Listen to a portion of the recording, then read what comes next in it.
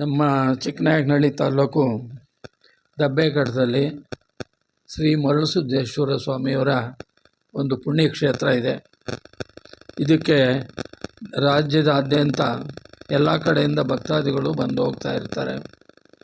ಅದಕ್ಕೆ ಇಲ್ಲಿ ಒಂದು ಯಾತ್ರಾ ನಿವಾಸ ಬರ್ತಕ್ಕಂಥ ಭಕ್ತಾದಿಗಳು ಉಳ್ಕೊಳ್ಳೋದಕ್ಕೆ ಒಂದು ಯಾತ್ರಾ ನಿವಾಸನ ವ್ಯವಸ್ಥಿತವಾಗಿ ಒಂದು ಬೇಕಾಗ್ತದೆ.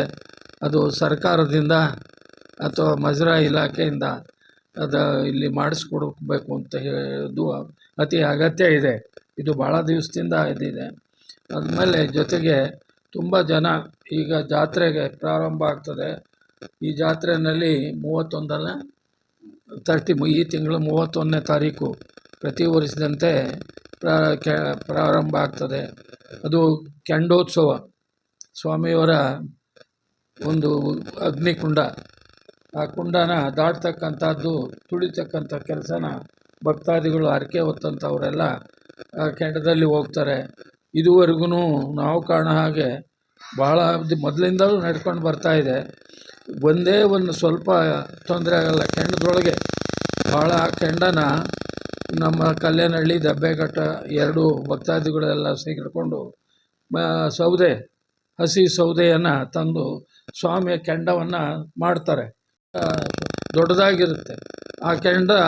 ಆವತ್ತಿನ ದಿವಸ 12 ಗಂಟೆ 1 ಗಂಟೆ ಒಳಗೆ ಸ್ವಾಮಿಯವ್ರ ಕೆಂಡ ಆಗ್ತದೆ. ಮತ್ತು ಹರಕೆ ಹೊತ್ತಂಥ ಭಕ್ತಾದಿಗಳೆಲ್ಲ ದೇವರ ಸಮೇತ ಆ ಕೆಂಡದಲ್ಲಿ ಪ್ರವೇಶ ಮಾಡ್ತಾರೆ, ಹೋಗ್ತಾರೆ, ಕೆಂಡನ ತುಳಿತಾರೆ. ಆದರೆ ಯಾರೊಬ್ಬರಿಗೂ ಏನೊಂದು ಹಾನಿ ಇದು ಮೊದಲಿನಿಂದಲೂ ನಮಗೆ ಗೊತ್ತಿರೋ ರೀತಿಯೇ ಇರ್ತಕ್ಕಂಥ ಇವಾಗ ಯಾವ ಕಾರಣಕ್ಕೂ ಏನೂ ತೊಂದರೆಗಳು ಅಲ್ಲಿ ಆಗೋಲ್ಲ. ಆದರೆ ಸ್ವಾಮಿಯವರ ಭಕ್ತಿ ಮತ್ತು ಅಷ್ಟೊಂದು ಇದು ಒಂದು ಪುಣ್ಯಕ್ಷೇತ್ರವಾಗಿ ಇದೆ.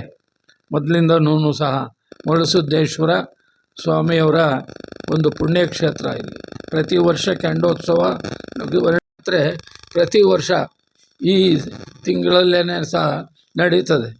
ಅಲ್ಲಿ ಬರ್ತಕ್ಕಂಥ ಭಕ್ತಾದಿಗಳಿಗೆ ಊಟದ ವ್ಯವಸ್ಥೆ ಮತ್ತು ಉಳ್ಕೊಳೋದಕ್ಕೂ ಸಹ ಸದ್ಯಕ್ಕೆ ಏನೋ ಒಂದು ವ್ಯವಸ್ಥೆ ಮಾಡಿದ್ದೀವಿ. ಆದರೆ ಹೆಚ್ಚಿನದಾಗಿ ಭಕ್ತಾದಿಗಳು ಬರೋದರಿಂದ ಇಲ್ಲಿ ಒಂದು ದೊಡ್ಡದಾಗಿ ಭಕ್ತಾದಿಗಳು ಉಳ್ಕೊಳ್ತಕ್ಕಂಥದ್ದಕ್ಕೆ ಒಂದು ದೊಡ್ಡ ಚೌಲ್ಟ್ರಿ ಅಗತ್ಯ ಇದೆ.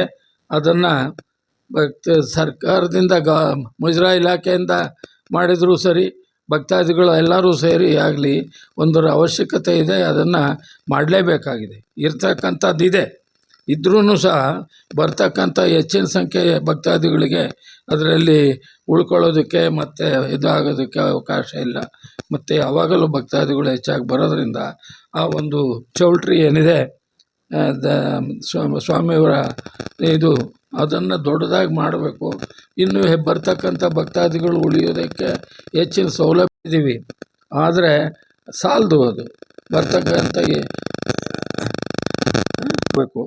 ಅದರ ಜೊತೆಗೆ ಬರ್ತಕ್ಕಂಥವ್ರು ಇಲ್ಲಿ ಉಳಿತಕ್ಕಂಥ ವ್ಯವಸ್ಥೆ ಜೊತೆಗೆ ಬರ್ತಕ್ಕಂಥವರು ಊಟ ಉಪಚಾರಗಳು ಅವರ ಉಳಿಯೋದಕ್ಕೆ ವ್ಯವಸ್ಥೆಯನ್ನು ಇಲ್ಲಿ ಒಂದು ದಾಸೋಹದಂಗೆ ನಡೀಬೇಕಾಗ್ತದೆ.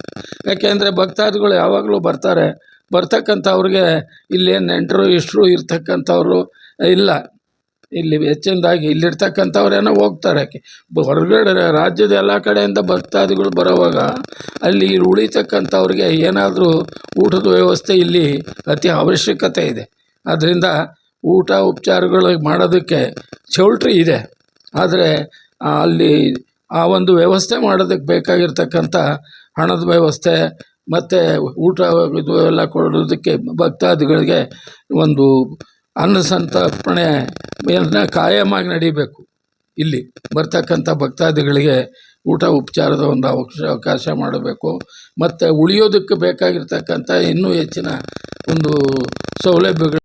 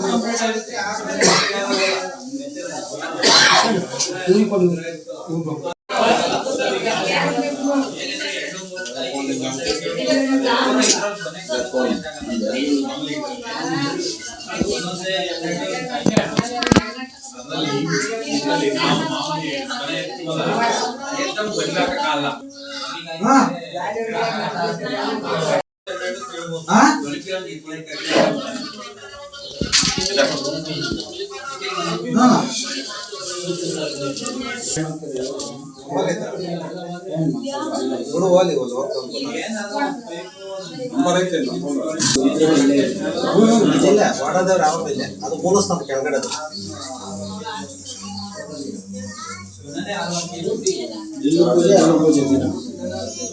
ಇವತ್ತೊಂದು ದಿವಸ ನಾವು ಅಲ್ಲಿಗೆ ಹೋಗಲ್ಲ. ಇವತ್ತು ಪರ್ಟಿಕ್ಯುಲರ್ ಈ ದಿವಸ ಮಾತ್ರ ಅಲ್ಲಿಗೆ ಹೋಗಲ್ಲ. ಏನೇ ಪೂಜೆ ಪುನಸ್ಕಾರ ಇದ್ರೆ ಇಲ್ಲೇ ನಮ್ದು. ಇಲ್ಲಿಂದ ನಾವೇನು ಅಲ್ಲಿಗೆ ಹೋಗಲ್ಲ. ಕೈ ಮುಗಿದ್ಬಿಟ್ಟು ಹೋಗ್ತಾ ಇರೋದು. ಮಾಮೂಲಿ ಬಂದಾಗಲ್ಲ ಅಲ್ಲಿ ಇಲ್ಲಿ ಎಂದಾಗವರೆಗೂ ಮಡಿ ಮೇಲೆ ಇರ್ಬೇಕು.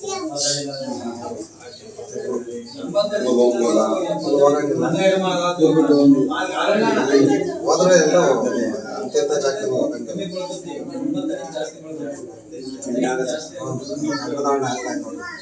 ಮಾತಾಡ್ತೀವಿ ಶಶಿಗೆ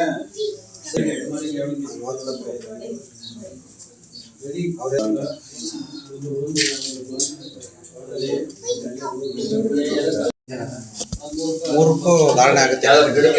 ಧ್ವಜದ ಬಸವಣ್ಣ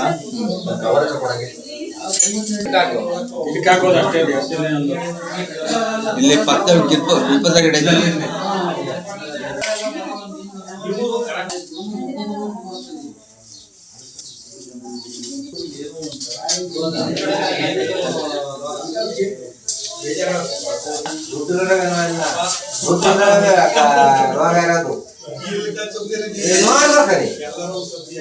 ಆಮೇಲೆ ಅದು ಕ್ಲೀನ್ ಆಗಿ ಕಟ್ಕೋಬೇಕು.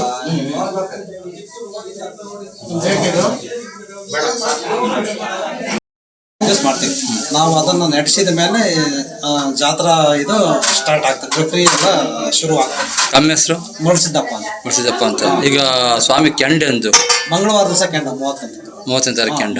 ಪ್ರತಿ ಜಾತ್ರೆಯಲ್ಲಿ ಶುಕ್ರವಾರ ನಾವು ಗುರುಕರು ಮಾಡ್ತೀವಿ. ನೆಕ್ಸ್ಟ್ ಅದಾದ ತದನಂತರ ನೆಕ್ಸ್ಟ್ ಮಂಗಳವಾರ ದಿವಸ ಕೆಂಡ ಬರುತ್ತೆ. ಈಗ ಕೆಂಡ ಯಾವ ಥರ ಆಚರಣೆ ಮಾಡ್ತೀರಾ? ಕೆಂಡ ಯಾವ ಥರ ಅಂತ ಅಂದರೆ ಈಗ ಸ್ವಾಮಿಗೆ ಎಡೆ ಮಾಡುವ ಕೆಂಡಾರ್ಚನೆ ಆಗ್ಬೇಕಲ್ಲ, ಅದು ಕೆಂಡಾರ್ಚನೆ ಯಾವ ಥರ ಮಾಡ್ತೀರಾ? ಕೆಂಡಾರ್ಚನೆ ಅಂತಂದ್ರೆ ಈಗ ಅವರು ಏನು ನಮ್ಮ ಇವರು ಗುರುಗಳಿದ್ದಾರೆ ಅರ್ಚಕರು, ಅವರು ಪೂರ್ತಿ ಮಡಿ ಮೇಲೆ ಇರ್ತಾರೆ. ಅವರು ಕೆಂಡ ಇದನ್ನ ಎಲ್ಲ ರೆಡಿ ಆದ್ಮೇಲೆ ಅದಕ್ಕೆ ಸ್ವಾಮಿಗೆ ಕೆಂಡನೇ ಎಡೆ. ಅವತ್ತು ಕೆಂಡದ ಎಡೆ ಆಗೋವರೆಗೂ ಬೇರೆ ಏನು ಎಡೆ ಮಾಡಲ್ಲ. ಯಾವುದು ಹಣ್ಕಾಯಿ ಆಗಲಿ ಮತ್ತೊಂದಾಗಲಿ ಏನು ಪೂಜೆ ಯಾವುದೂ ಇರಲ್ಲ. ಕೆಂಡ ದೇವರು ಅಲ್ಲಿಗೆ ಬಂದು ಕೆಂಡ ತುಳಿಯೋದು ಮುಂಚೆನೇ ಕೆಂಡದಡೆ ಮುಗಿಸ್ಬಿಟ್ಟಿರ್ತೀವಿ. ಸ್ವಾಮಿಗೆ ಕೆಂಡದಡೆ ಆದಮೇಲೆ ದೇವ್ರು ಕೆಂಡ ತುಳಿಯುತ್ತೆ. ಆಮೇಲೆ ಬಂದ ಅಂತ ಭಕ್ತಾದಿಗಳು ಹಣ್ಕಾಯಿ ಮತ್ತೊಂದು ಏನಿರುತ್ತೆ ಪೂಜೆ ಪುನಸ್ಕಾರ ಎಲ್ಲವ ಆಮೇಲೆ ನೆರವೇರಿಸ್ತೀವಿ. ಜಾತ್ರಾ ಮಹೋತ್ಸವ ನಡೀತಾ ಇದೀವಿ. ಅದರಲ್ಲಿ ಸಕಲ ಸದ್ಭಕ್ತರು ಭಾಗವಹಿಸಿ ಗುರುವಿನ ಕೆಂಡಾರ್ಚನೆ ಮತ್ತೆ ದಾಸೋಹದಲ್ಲಿ ಭಾಗವಹಿಸಿ ನಮ್ಮ ಇಷ್ಟಾರ್ಥಗಳನ್ನ ಮತ್ತೆ ನಮ್ಮ ಕಷ್ಟ ಕಾರ್ಪಣ್ಯಗಳನ್ನ ಕಳ್ಕೊಂಡು ಒಳ್ಳೇದಾಗ್ಲಿ ಅಂತಕ್ಕಂಥ ಬೇಡ್ಕೊಳ್ಳೋದು ನಮ್ಮೆಲ್ಲರ ಕರ್ತವ್ಯ. ಎಲ್ಲ ಸೇರಿ ಅದನ್ನ ಆ ಕಾರ್ಯದಲ್ಲಿ ಭಾಗವಹಿಸಿ ಅಂತ ನಾವು ಭಕ್ತಾದಿಗಳಲ್ಲಿ ಸಕಲ ಭಕ್ತಾದಿಗಳಲ್ಲಿ ಕೇಳ್ಕೊಂತ ಇದ್ದೀವಿ. ಸರಿ.